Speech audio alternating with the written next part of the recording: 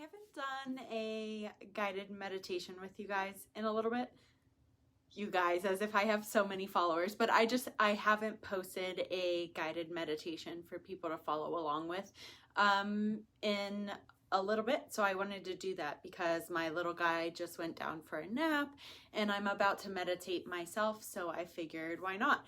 I am going to do a simple visualization, guided visualization script that I've been using recently in my yoga classes. Like several of my different classes, I've used this because it's really simple, really relaxing, and it's a good like introduction into observing your own mind, which is one of the benefits of meditation. It's like, in yoga terms, it's that svadhyaya, that self-exploration. Yeah, so let's do it if you are ready.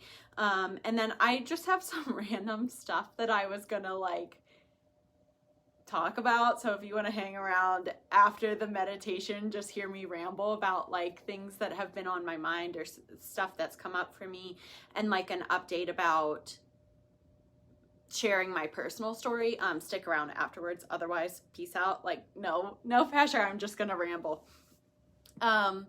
So let's get started. As always, find a comfortable seat. When I meditate after this for myself, I'm gonna stay seated for this one. And so just nice tall posture, settling in, finding a way you can be comfortable.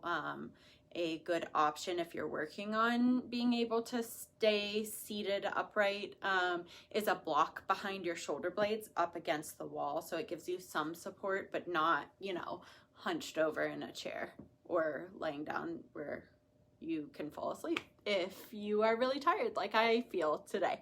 So find your spot, take a second, and when you get there, just allow your eyes to shut or find a soft focus and start to notice your breathing. Just noticing at first, maybe that hand on the heart and the belly to feel the breathing. Bringing your awareness to whether or not you've been breathing into your belly for the most part, for the most of the day. And if you haven't, maybe start to draw that inhale all the way down.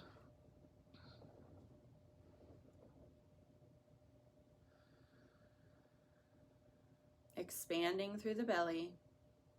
Pelvic floor drops with that inhale. Everything relaxes. And then you slightly contract as you exhale every last drop from your lungs. A couple more.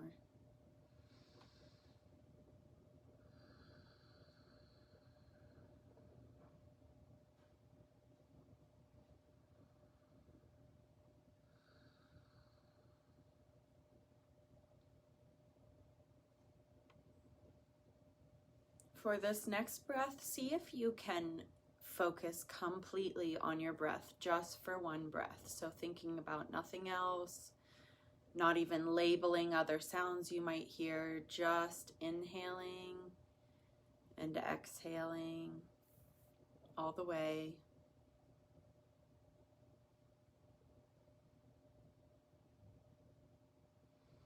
And begin to relax your body. So your forehead, between your eyebrows, behind your eyes, you relax. You release the tongue from your roof of your mouth. Your throat softens, keeping your eyes shut or a soft gaze. Your shoulders relax and release. Chest opens but relaxes. Your belly is nice and soft, as is your back, as soft as it can be while it maintains your posture. Pelvic floor is nice and relaxed, as are your glutes, your thighs and your quads and your hamstrings relax. Your knees, your shins and your calves, the heels of your feet, the soles, and every last toe relaxes.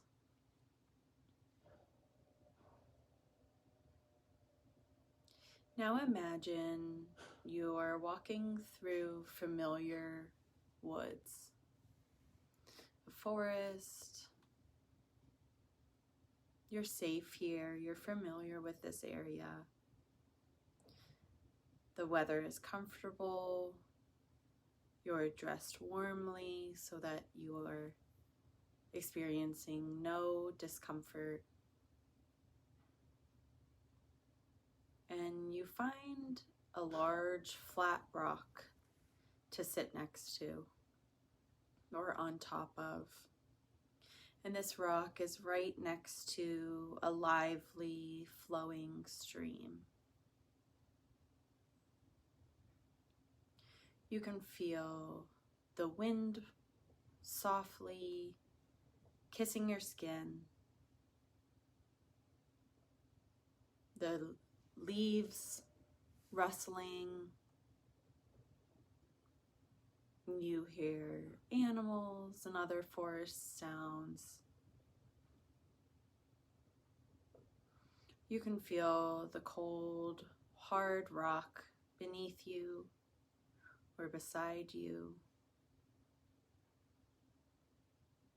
And your feet, your bare feet, are pressed into the soft, mossy earth. It's not wet, but it's soft enough that it feels as if it were a cushion designed for your personal comfort. And you just notice the sounds,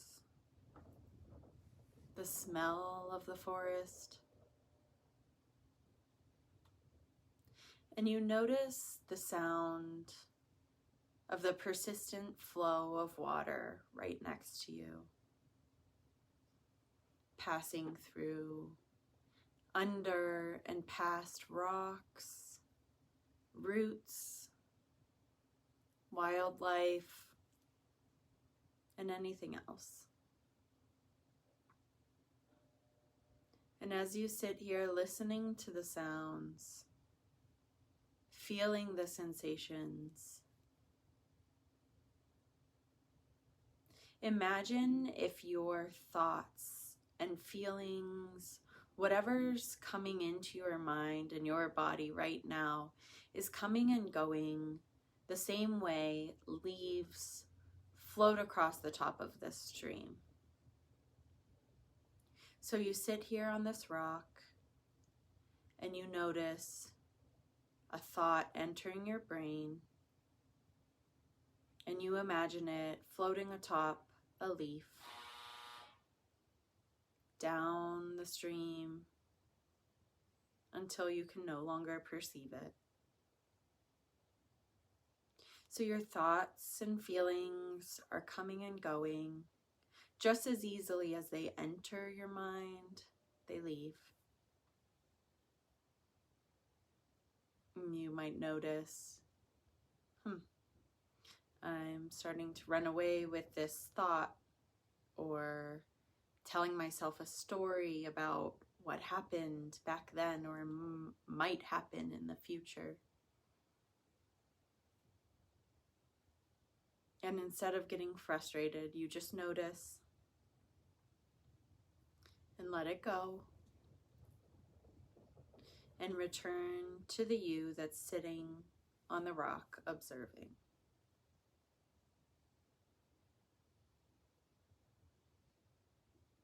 So this is what we call the witness. The witness is the you that's sitting there watching the stream, watching the thoughts and emotions come, and then releasing them because they are not a part of you.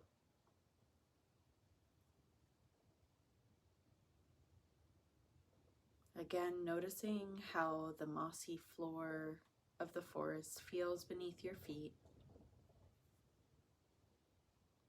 Listening to the stream flowing by. Noticing what's coming into your mind, into your perception, and releasing. We'll stay one more minute here, just experiencing, fully immersed in this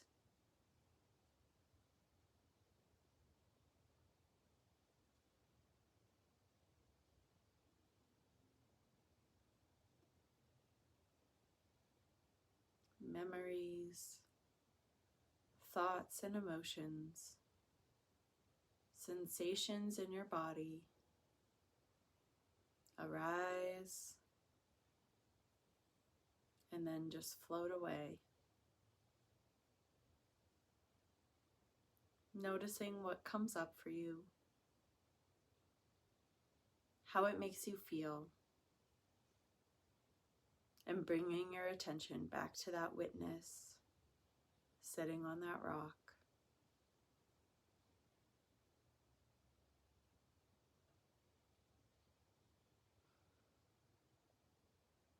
And when you're ready, bringing your awareness back to the space around you, the room that you're in,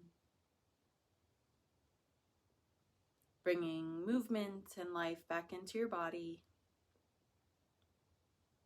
One final big deep breath, complete exhale here.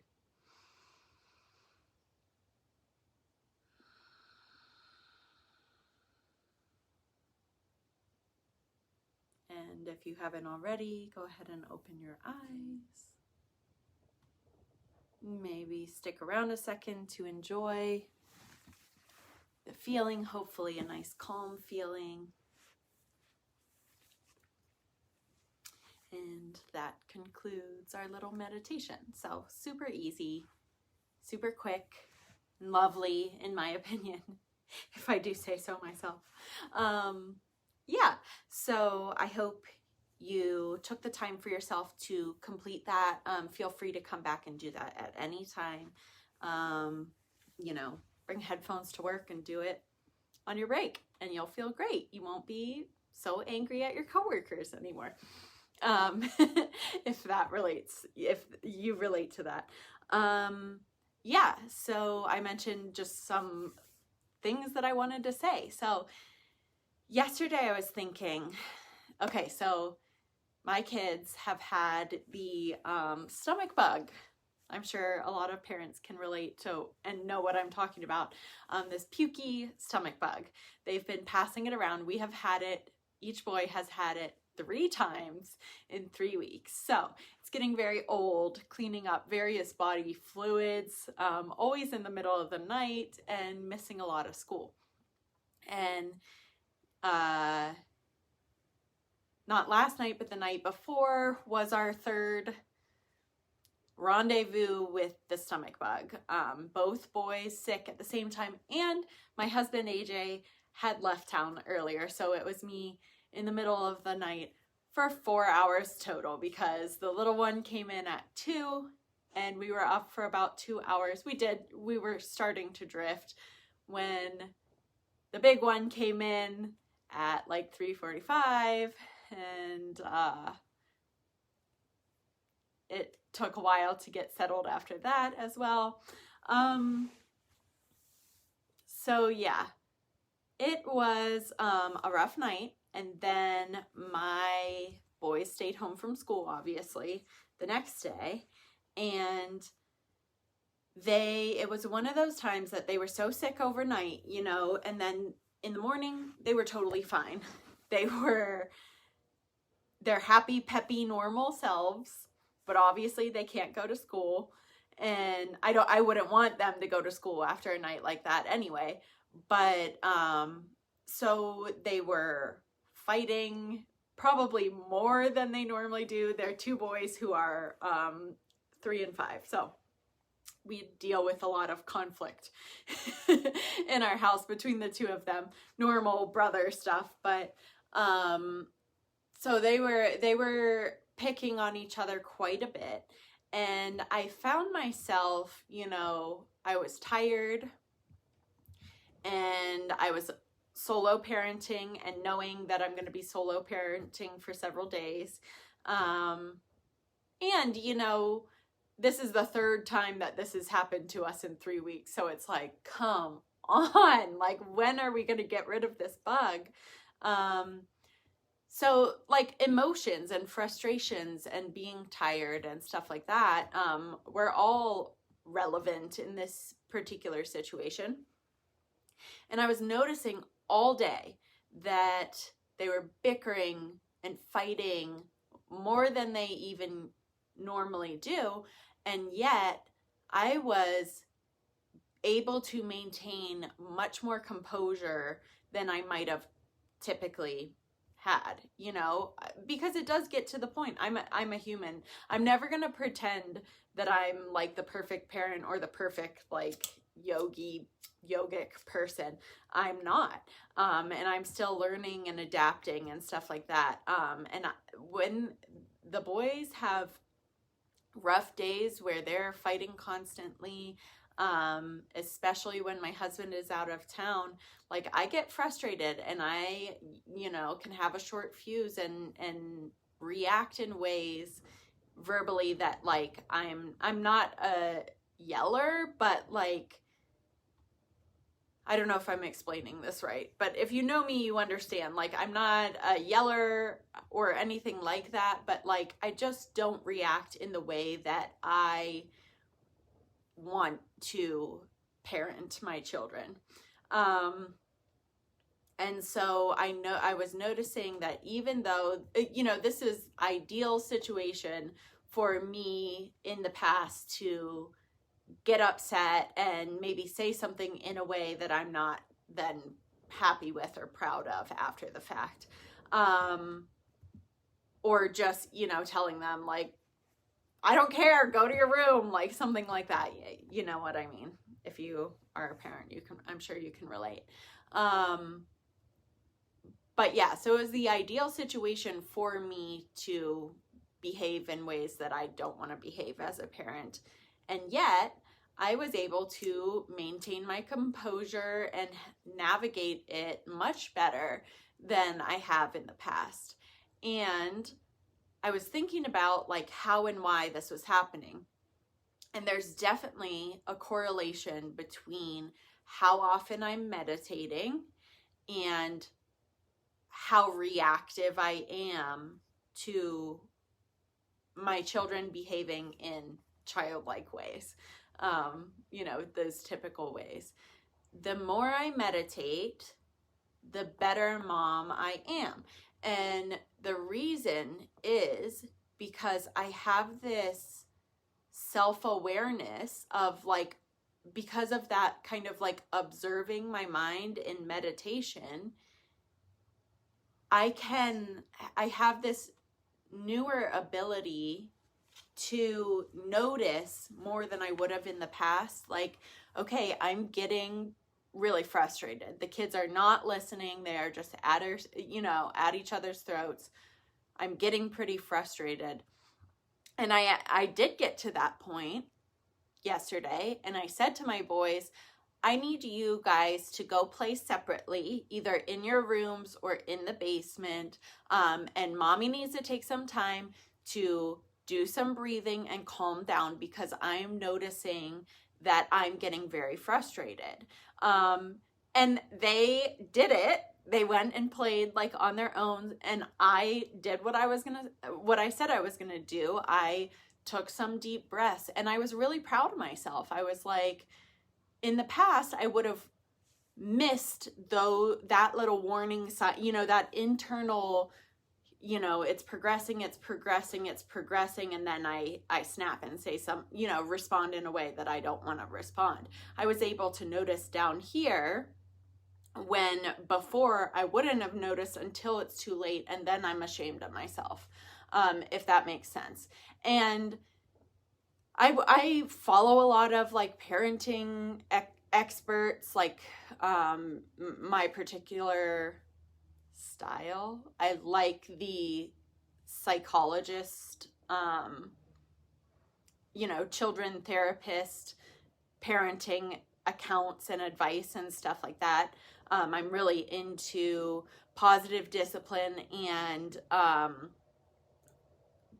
just, the type of parenting that parents along with the way children develop and their brains develop and their specific developmental stages and stuff like that. And they all say that it's best to model, name your feelings and model what we want them to do. What do we want them to do instead of screaming, crying, throwing themselves on the floor, hitting their siblings, hitting other kids at school? What do we want them to do? We want them to be able to notice and name their feelings and cope, do something to bring those activation levels down so that they don't do something, that they lack the impulse control that a lot of adults have, not to smack someone. Kids don't have that. So they get to this level and then they smack someone or whatever the behavior is. And a great way to teach your kids how to do that is to model it by naming your own emotions along with other things. I'm not a parenting expert, but naming your own emotions, modeling how to cope, and then, get back to a state where you can think clearly and respond appropriately and stuff like that. So I was proud of myself, and I I credit like learning about this stuff, parenting wise and yoga wise, but I also credit like my efforts in meditation. You can learn all you want about meditation and the benefits and stuff like that, but learning is different than experiencing.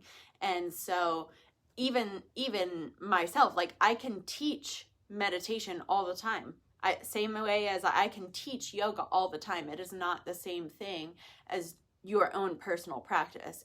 Teaching yoga, teaching meditation are very different from experiencing your own meditation and your own yoga practice. So I wanted to share that simple, sentiment that the more I meditate, the better of a mom I am, and the more peaceful our household is. Like, no one likes to lose their temper and then be ashamed of the way that they spoke to their kids or something like that. You know what I mean? And the kids, obviously that's harmful to their development as well. So everyone benefits if you take a simple 10 minutes a day to meditate.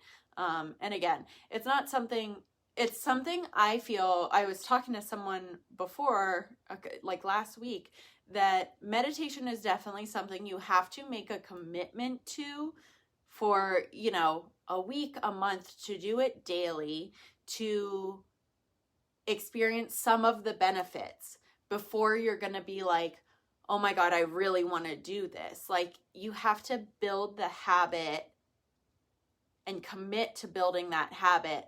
Then you'll experience some of the benefits, and then it'll become that cycle. Same with like exercise, I guess. Like, I think of it as like running.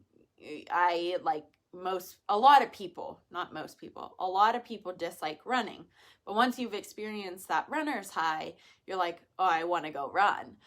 It's kind of the same with meditation and even yoga too sometimes. Like, it's like, I maybe don't want to sit down and do that. But once you experience some of that little like magical, feelings and the good, all the benefits that can come of these things, it lends itself to you then being more enthusiastic about doing these things, and then you get more benefits, and then, it just goes round and round forever, and then you die the happiest, healthiest person ever. Ideally. So that's one thought. The other thought, I was talking about this. I made a friend at the gym today. I usually don't make friends at the gym. My friend at the gym is another regular who's like an old dude who I'm like BFFs with. Shout out to Don if he ever sees this. But I just, the gym is not somewhere I go to socialize, but there are plenty of other regulars there, women that like I notice, I see often, but I am not good at like striking up conversations and making like friendships. I'm really good at building meaningful connections when there's some sort of like introduction or someone else makes the first move. I'm not very good at being like, oh, hey, I've seen you here a lot. Like, you want to chat? Like, I'm really awkward in that situation. But I was at my gym, they have this little like room with some curtains for like stretching or whatever you want to do. It's just a little bit more private, and I really like to go in there and warm up. And I was doing some mobility stuff. And there was a woman in there that I see often that I like admire her.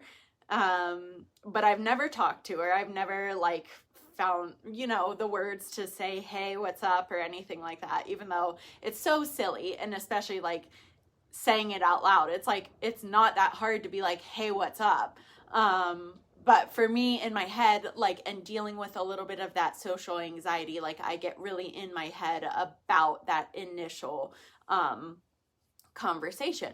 But I was doing it and she was doing something else, and she said, hey, can I ask you a question?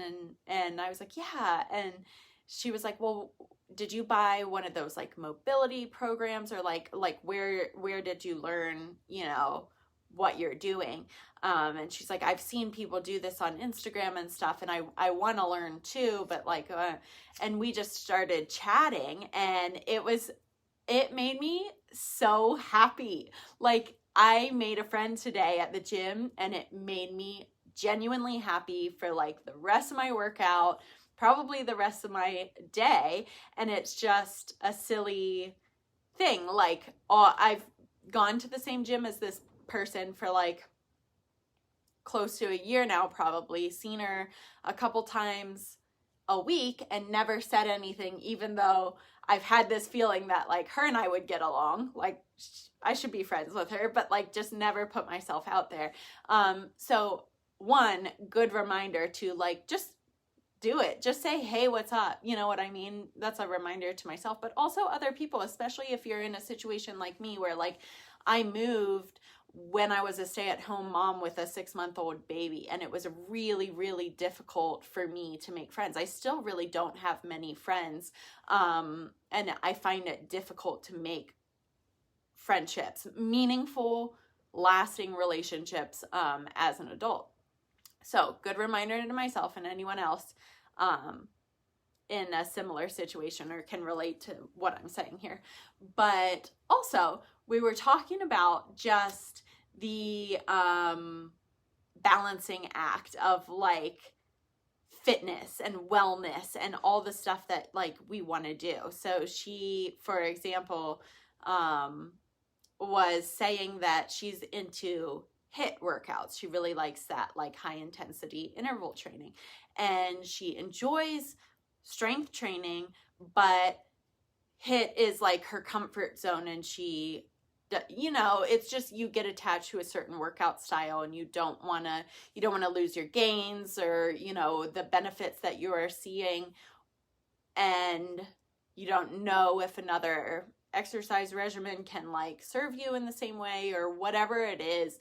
And I was like, I so relate, because in my life, you know, at first it was all about like, get skinny, get as skinny as possible. That's all you care about. And like, obviously then it, for me, like, that's just not where I hope I know for a lot of people that is still where their mind is. And there are even times where my brain tries to fall back into that, pattern. But there's so much more to life than just trying to be skinny. And so then for me personally, then it was all about lifting heavy shit. Like I just wanted to lift as heavy as possible.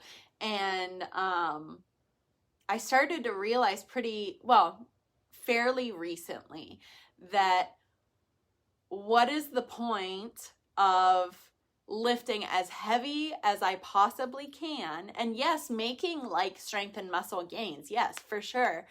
Also injuring myself occasionally because I'm pushing myself to the level. And I probably was, I was lifting 6 days a week, which I probably needed to be down at five is probably my personal max, especially when I'm lifting really, really heavy.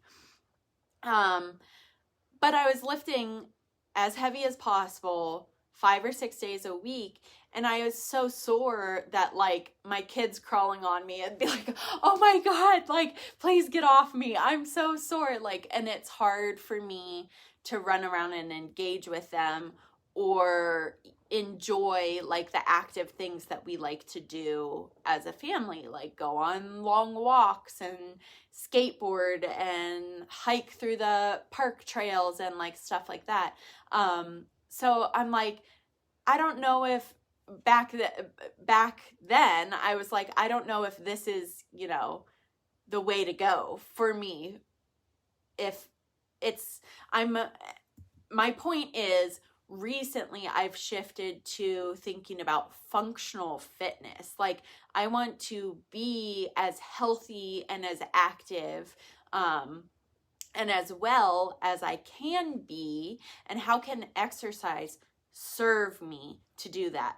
Not me being a slave to my workouts and then being uncomfortable doing everything else in my life. For example, lifting so heavy that going to power yoga, Courtney's Sunday service class, I can hardly do it because like it's intense and my glutes and quads are already like so fatigued that I can't do it. And I love yoga, so I can't experience fully the things that I love because I'm going so hard at the gym.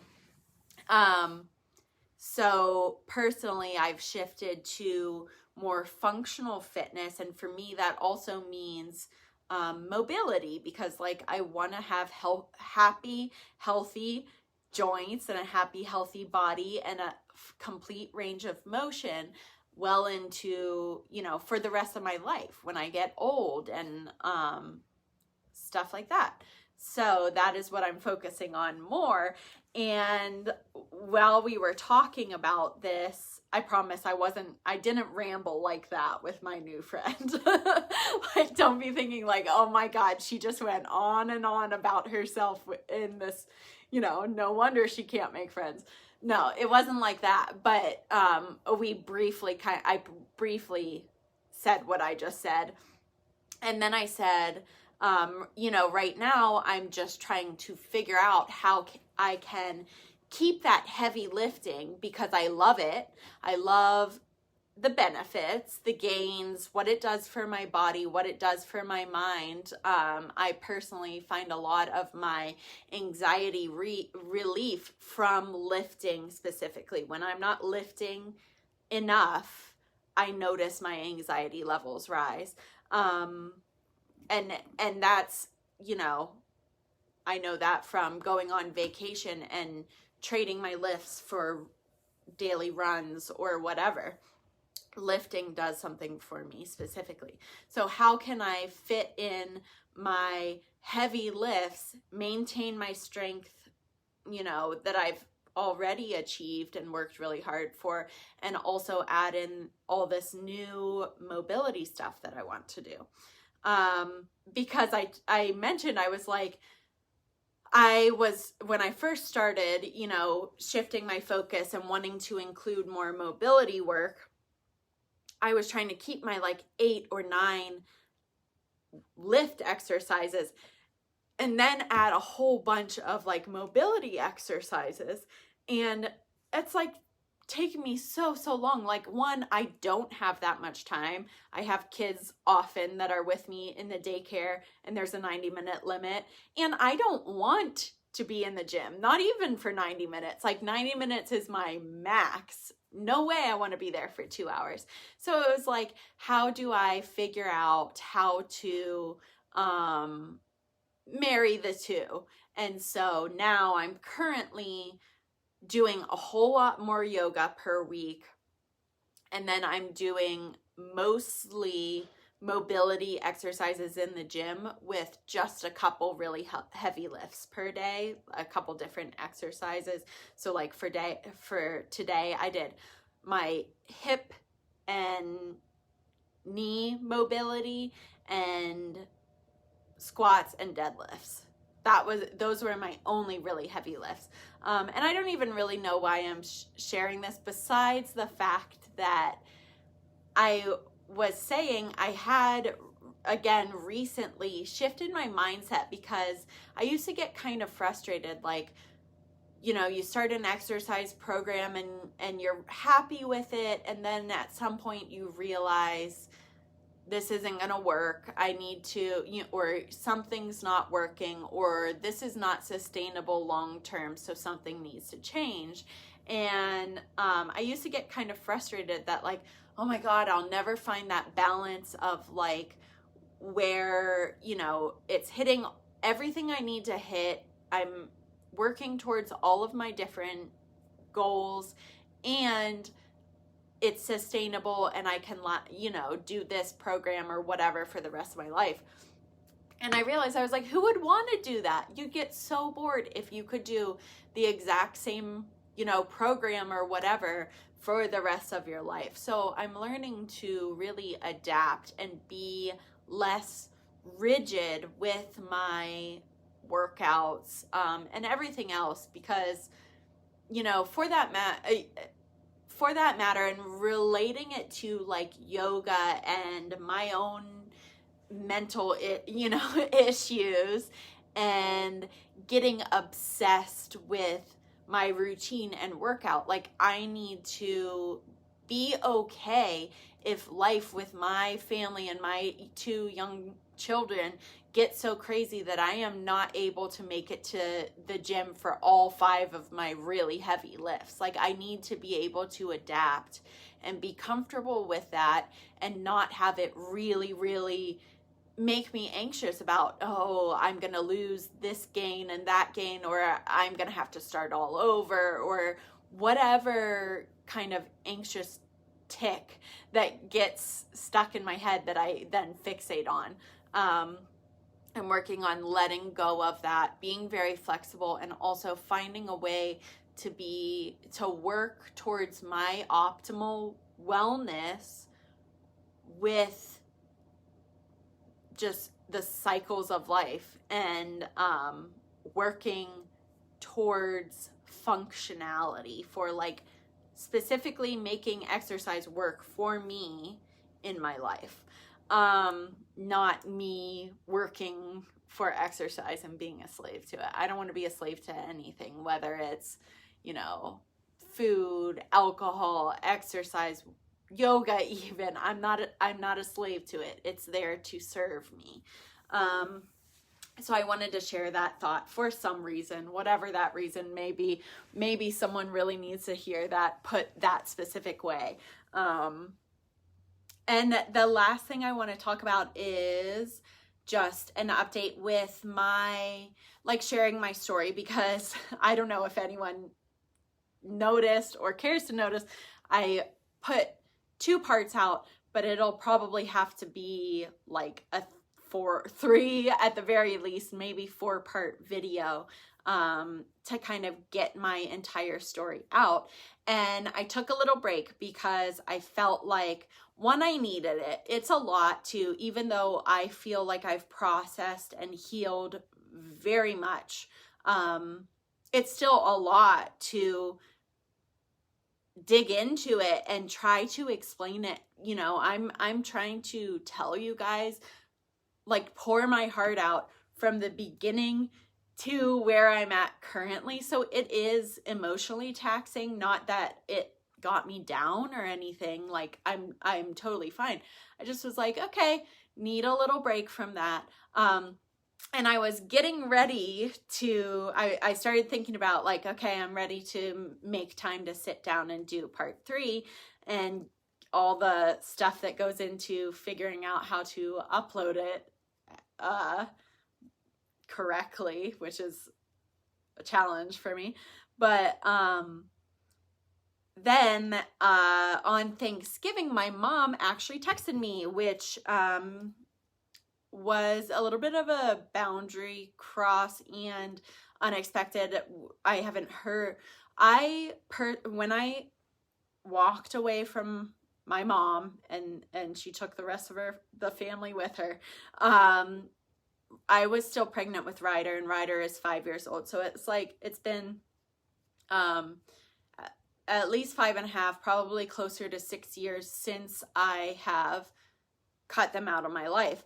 It's been about 3 years since I've had any sort of interaction. 3 years ago, I did communicate briefly with my mom because my sister was communicating and doing what she needed to do as far as her kind of setting boundaries and walking away from that. So 3 years was the last time I kind of had some turbulence because of a connection with my mom, besides the turbulence that comes from just memories and having survived what I lived through. But Thanksgiving, I heard from my mom for the first time in 3 years, and it I will say I'm proud of the way I handled it. In the past, I probably would have melted down and gotten pretty down about it for a while.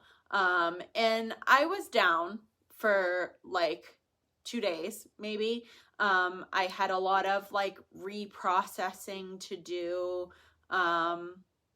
So I just was working through it. I'm still kind of working through it. And I wanted to do that before I dive back into spilling my guts on the internet to my friends and also complete strangers. So yeah, I just wanted to give that update. Now this has turned into a 42-minute video because I just like the sound of my own voice, apparently. But yeah, if you have any questions, comments, if you stuck around this far, feel free to ask. I am an open book within reason. And if you just stuck around for the meditation, I'm so thankful for you as well.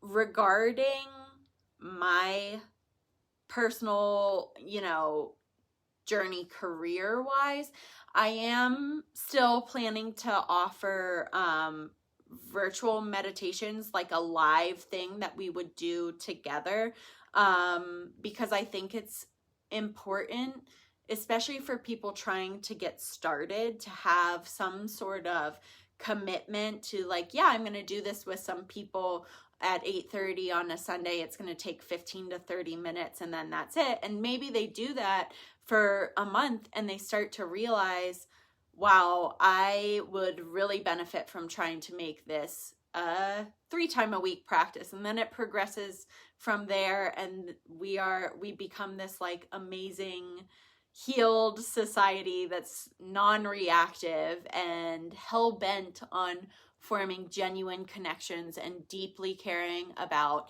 each other and the world that we live in and the world that we're leaving to our children. That's the ultimate goal. I also am thinking about offering